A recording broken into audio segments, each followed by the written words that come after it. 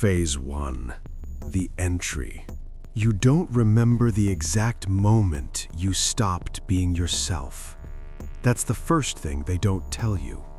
They tell you about the training, the languages, the cover stories, the dead drops and the surveillance detection routes, and 17 ways to exit a building without using a door. They tell you a lot of things, but they don't tell you about the moment. The one quiet Tuesday where the person you were simply stops showing up. It begins in a basement. Not a dramatic one, not a war room with screens and generals and red phones. A basement in a building that looks like an insurance office in a city you are not allowed to name. The fluorescent light above your desk flickers every 43 seconds. You count it because there is nothing else to count yet. The air smells like recycled ventilation and old paper. The temperature is kept at exactly 65 degrees Fahrenheit, year-round. You will learn later this is intentional.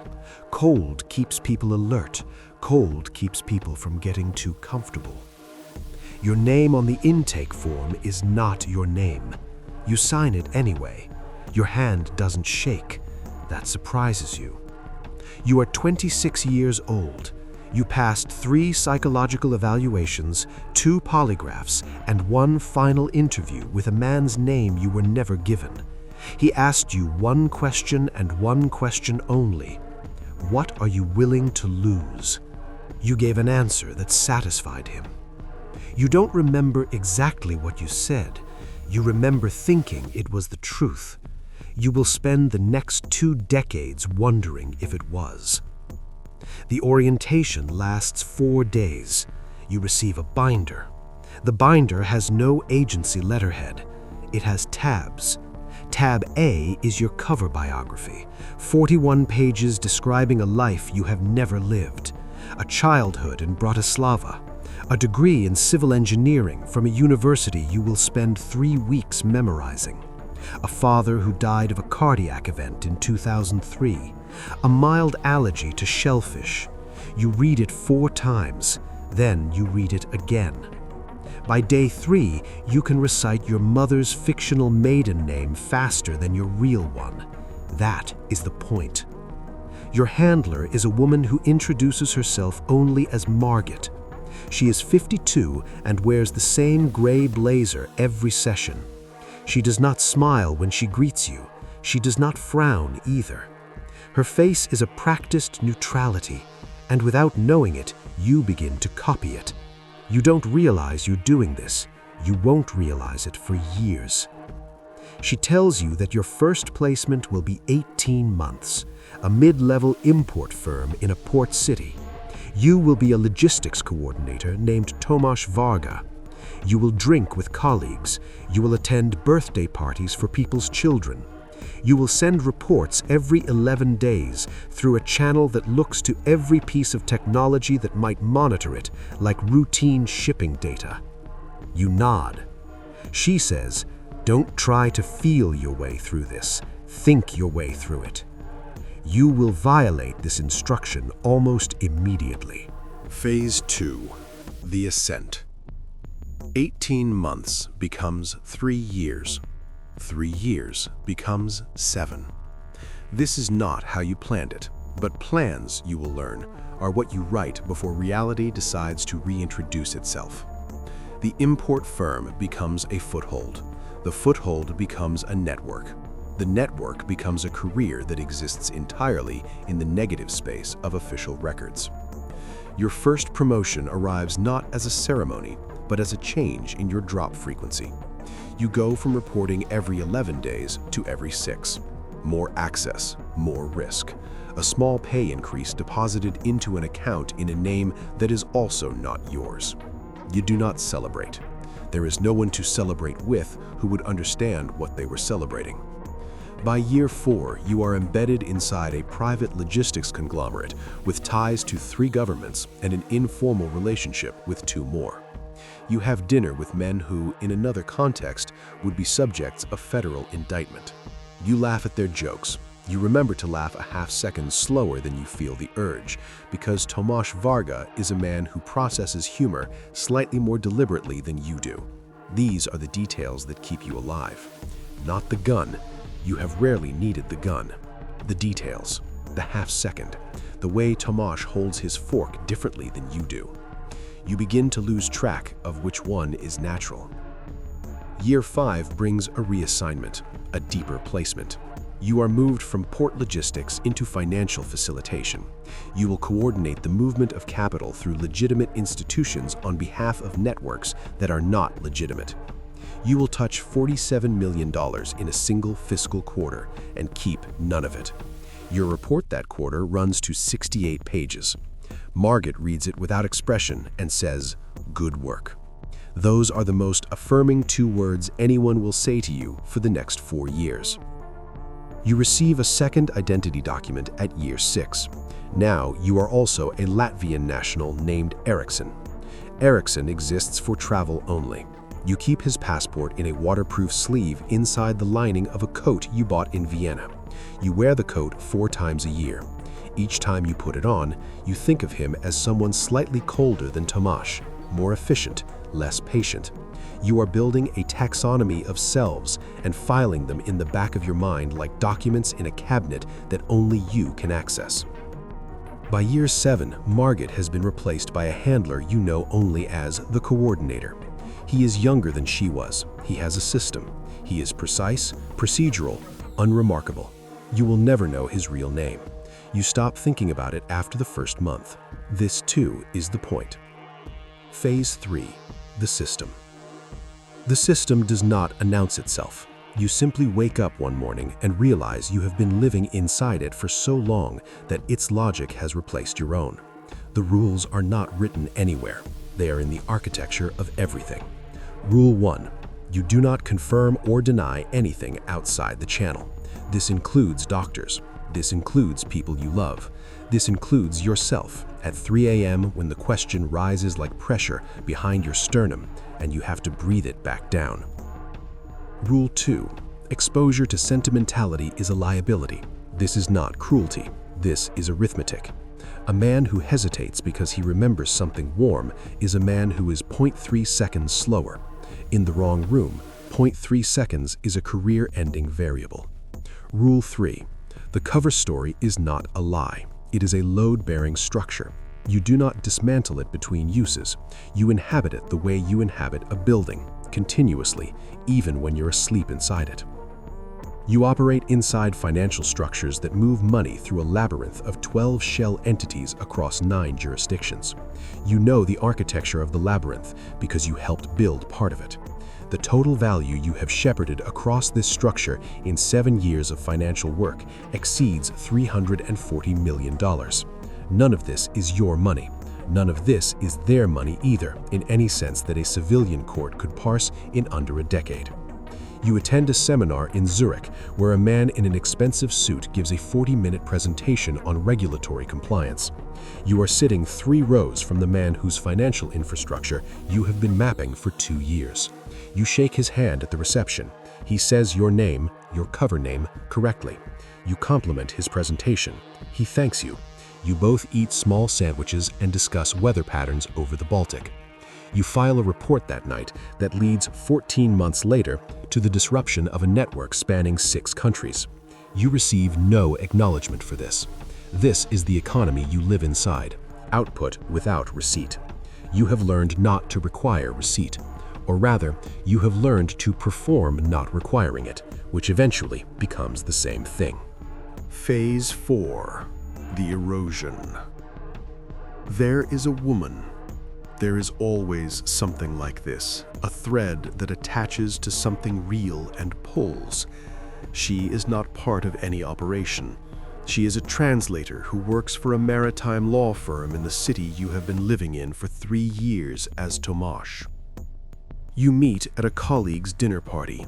She speaks 4 languages and laughs at the second punch of a joke rather than the first. And for the first time in longer than you can calculate, someone surprises you with their timing. You see her 9 times over 4 months. You do not report this. This is the first operational rule you have broken. The coordinator finds out anyway, not because of surveillance, because Margit trained someone like you, and someone like you notices when they are being followed and files the detail in the report without knowing they are self-reporting. He says nothing directly. He reassigns you. New city, new cover. The maritime firm recedes in your rearview mirror like every other thing. You do not contact her again. You don't know if she noticed the disappearance or simply assumed you moved. You hope she assumed you moved. You understand that hoping for anything about this is already a form of damage.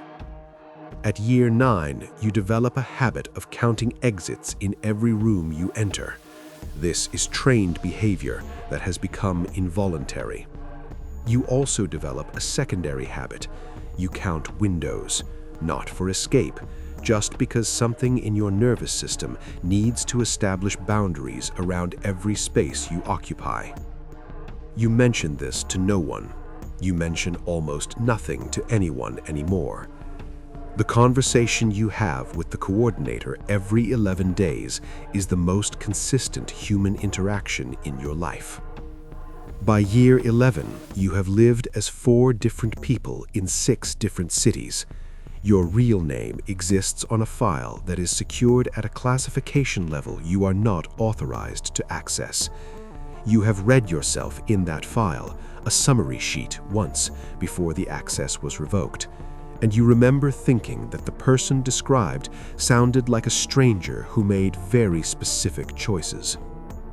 Your real face is in none of your documents. Your real name is in none of your conversations. You are a person who exists only in inference. Phase 5, the shattering. It is not a gunshot.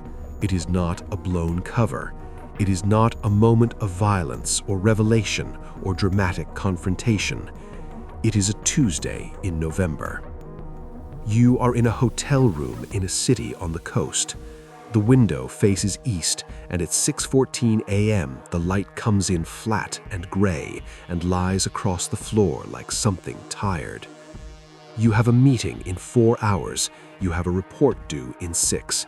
You are, by every measurable metric, in the middle of a successful operation that has required 3 years of preparation and will require approximately 18 more months to conclude. You sit on the edge of the bed and you reach for your phone.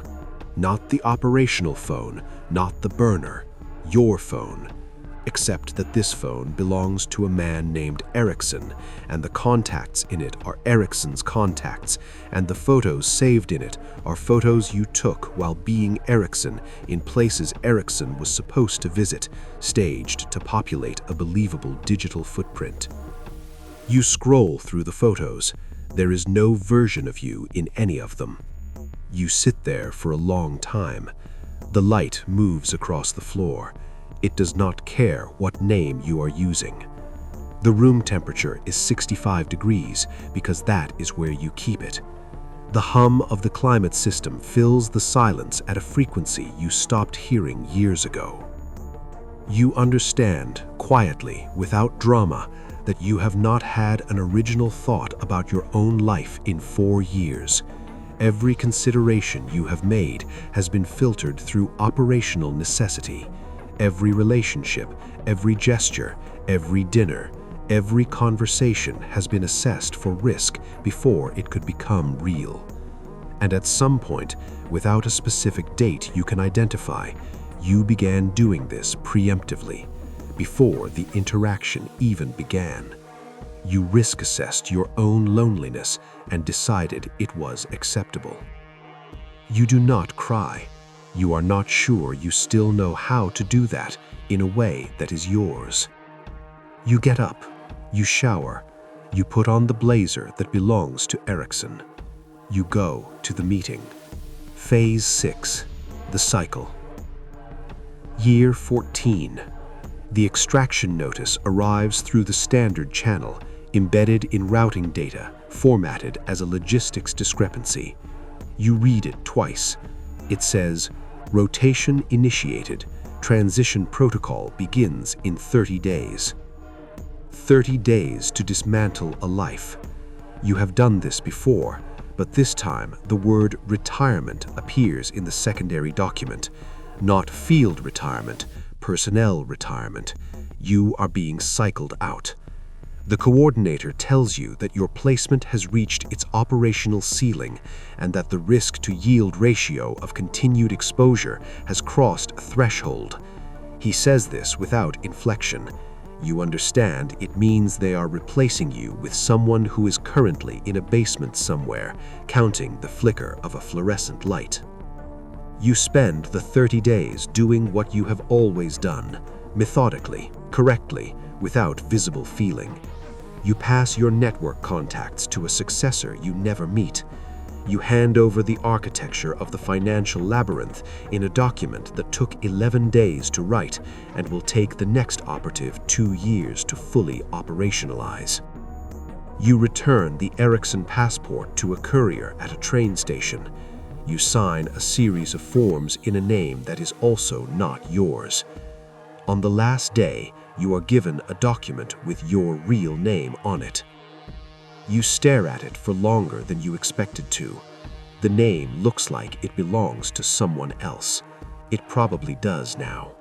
That person is 40 years old and has no continuous employment record, no stable address history, no verifiable social network. He has a severance arrangement and a health provision and a single point of contact for emergencies. He has a legend, a constructed post-service biography thin enough to fit on a single page, and instructions for how to inhabit it. You fold the paper. You take the train north. The city you arrive in is unremarkable. The apartment they have arranged is on the 4th floor of a building that faces west. The temperature inside is whatever the season decides. You sit at the window the first evening and watch the street below. People move in patterns that follow their own logic. Grocery bags, dog leashes, a child on a bicycle. No one is watching them. No one is mapping their movements. They exist in the open, and it costs them nothing. You watch them for a long time. In the building you left, someone new is sitting at a desk. Their name is not their name. They are reading a binder. Tab A is 41 pages long. They are reading it for the 3rd time, and they think they understand it. And in the flickering light, they are already beginning to disappear. The system does not miss you. The system does not miss anyone.